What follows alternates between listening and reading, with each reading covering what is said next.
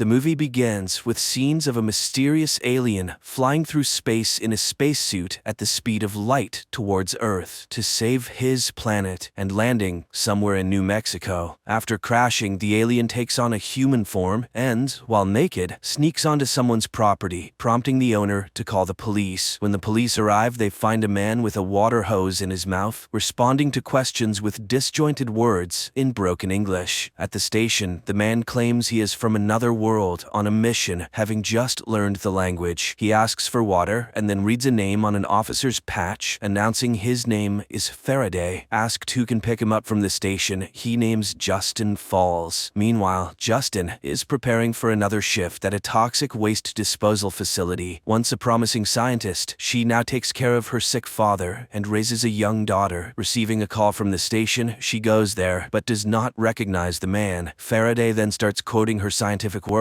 and confesses he needs her for his mission. Puzzled but willing, she vouches for the strange man. They release him, and his first stop is a pawn shop, where he vomits a large amount of gold rings. After getting money, he buys an antique device to determine his next direction. Faraday stuffs the bills in his pockets, but fails to notice them flying away. Some guys in a passing car get out to rob him. Justin sees this and tries to help Faraday, but the robbers knock a weapon from her hands. Faraday then grabs the gun and fires randomly, scaring the thugs. Cursing herself, Justin puts Faraday in her car, and he speaks again about their joint mission, giving coordinates for a message reception. Needing money, she agrees. Soon they stop at a gas station where Faraday finds water containers and joyfully immerses himself into them. He then sees a horse corral and confuses Justin by saying that on his planet, horses are predators. On the road, they stop at a cafe where Justin tries teaching Faraday decent behavior, eventually labeling him autistic. Faraday then surprises her by writing a futuristic equation on a napkin taught by Thomas Newton, founder of World Enterprises. On Antea, Faraday's planet, two races exist: Newton's race, the knowers, who invent and manage, and Faraday's race, the drones, who obediently follow orders. They drive on, and Faraday reveals his world is dying, and Earth doesn't have much time left either. Tired of his seemingly delusional talk, Justin drops him off and leaves. Faraday walks towards his destination and soon sees a huge black cloud forming a tornado. Justin, also seeing this, turns back to find Faraday. When he finds himself in the eye of this storm, teleported to a forest where he meets Thomas Newton, who is also an alien from Antea. Newton has learned to create spaces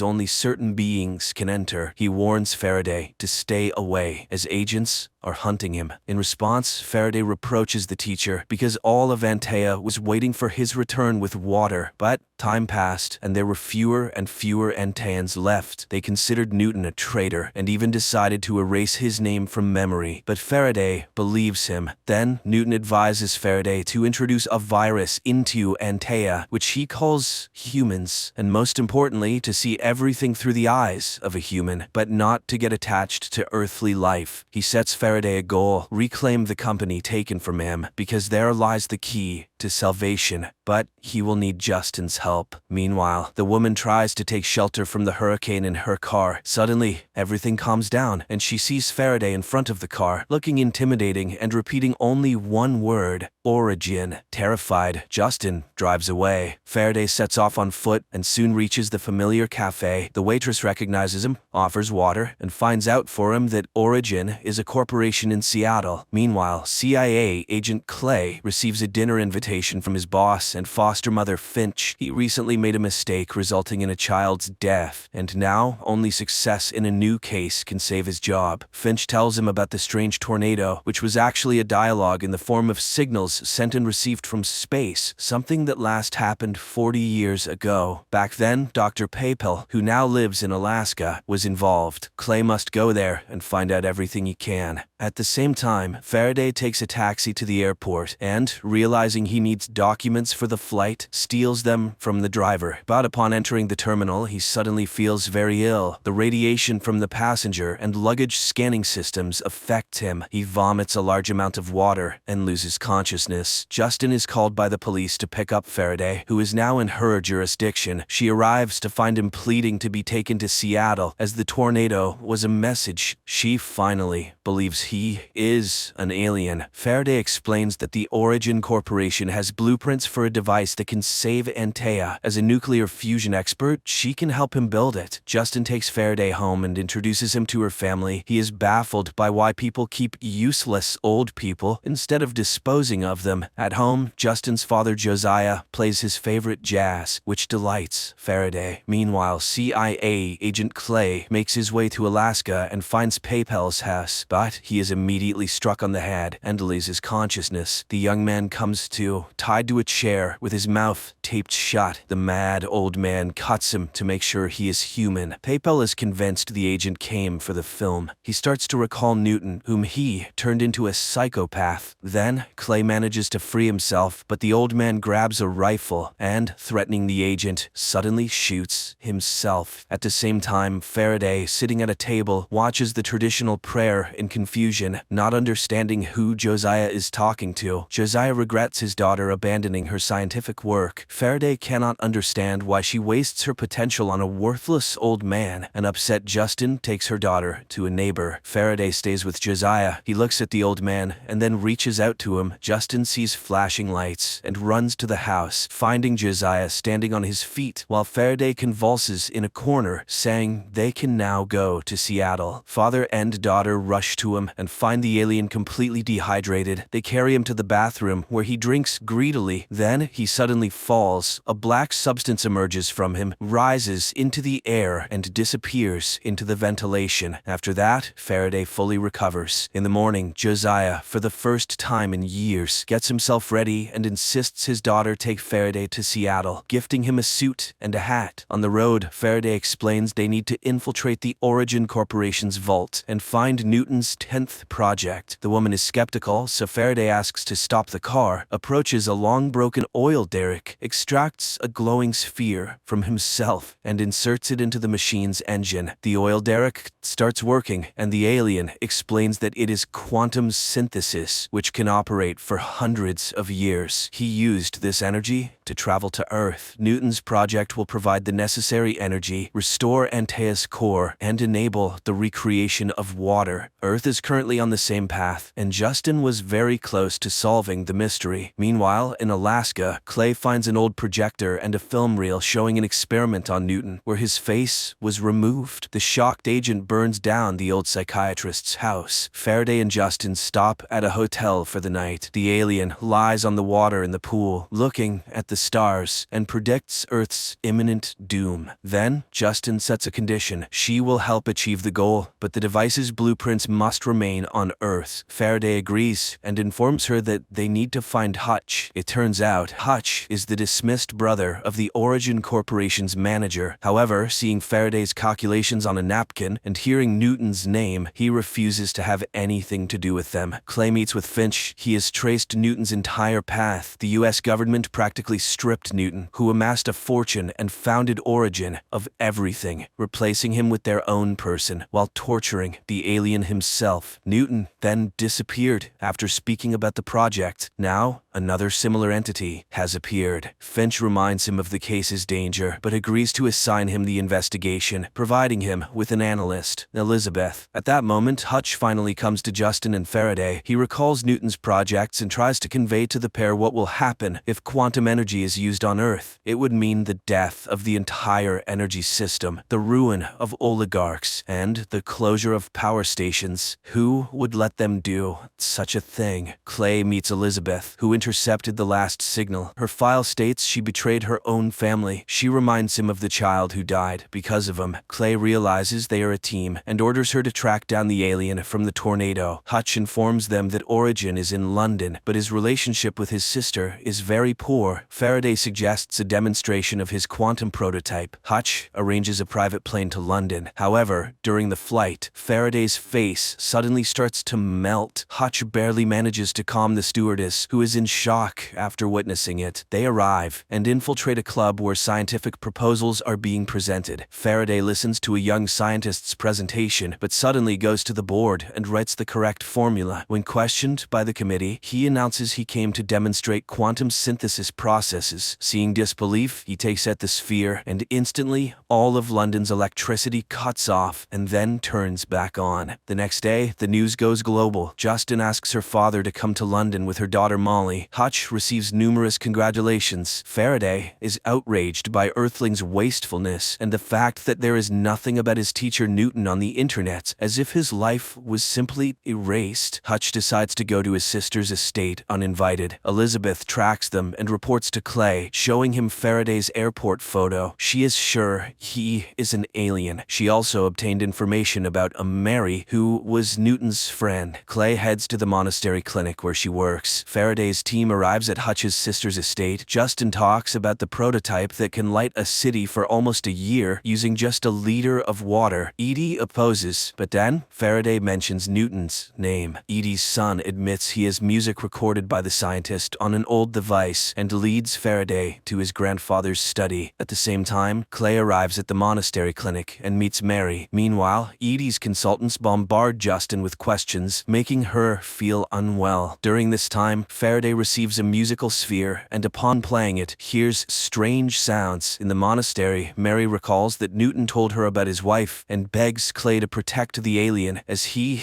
is a miracle. Faraday realizes that the sphere contains Newton's farewell to his wife. It is so touching that tears well up in the alien's eyes, although he does not know what they are, and he throws the sphere away. Antaeans understand each other, but do not feel. Faraday wonders how humans can live like this. Meanwhile, Clay visits Edie and reminds her that her father was a CIA front. Therefore, she will have to make a deal with Faraday, who will build the required machine. Edie finds herself having to agree, but in retaliation, she tells everyone that Justin killed her assistant in an attempt to unlock quantum energy. The young man received a lethal dose of radiation because she didn't wait for safety confirmation. However, Faraday declares that he will work only with Justin. Edie is forced to sign the agreement. Justin admits that the deceased young man was the father of her daughter, Molly. Later, Faraday recalls saying goodbye to his family, his wife, and 2 children, and promising to return. He urges Justin to hurry, but she is determined to first bring her family here. Hutch and Faraday arrive at the research center, where all materials related to Newton's project are brought. Simultaneously, Clay's team sets up their laboratory, where they can monitor Faraday's work. He has become a real Steve Jobs, demanding high results from employees. Soon, his team creates a construction that will shield the device from electromagnetic fields. Immediately, all of Clay's equipment shuts down. Faraday suddenly realizes something is wrong. Newton planned to obtain energy from tritium, but its decay period is too short. It seems Newton was creating nonsense. Faraday simply won't have time to save the planet. While pondering this, an elderly lady suddenly addresses him, confessing she worked with Newton. Her name is Watt, and she is ready to help Faraday. Meanwhile, Justin brings her family to London and arrives at the laboratory to organize things. Josiah suddenly starts noticing changes in himself. He foresees an accident and pulls his granddaughter Molly off the road in time. In the evening, Faraday admits he is getting nowhere. He finds more and more differences between Antaea and Earth. Here, people rarely follow instructions. He leaves the house, remembering his planet and flight, and again encounters Watt. She leads him somewhere, confessing she knows he is a drone. Josiah gives his daughter the materials he saved from her work. Watt tells Faraday that Earth and Antaea once collided in space, after which Earth absorbed part of Antaea, but Antaea also received a piece of Earth, awakening the human within some Antaeans. The pair heads to the laboratory, where Watt reminds him of Newton's words about the virus, humans, which drone Faraday did not hear. Therefore, his children are dying now. Angered, Faraday pushes the woman away, and she starts destroying everything around. Elizabeth, watching all of this, is puzzled, as Faraday is absolutely alone in this laboratory. Then, the alien realizes the woman is just his imagination, suggesting what to do next. He goes to Justin because he has deciphered the project. Justin shows him her equation, where she replaced tritium with another substance. Friends, the continuation of the story is now before you on the screen.